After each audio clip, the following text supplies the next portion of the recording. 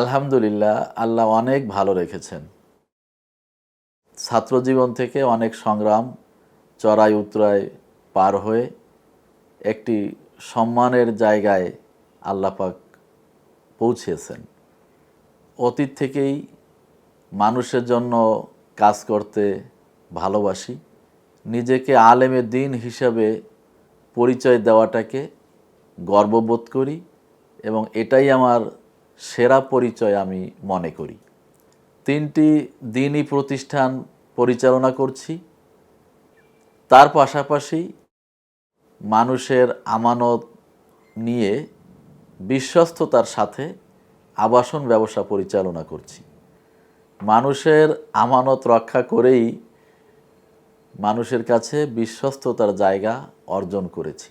মৌত পর্যন্ত দ্বীনী খেদমত আঞ্জাম দিয়ে দুনিয়া ও আখেরাতের কামিয়াবি হাসিল করতে চাই।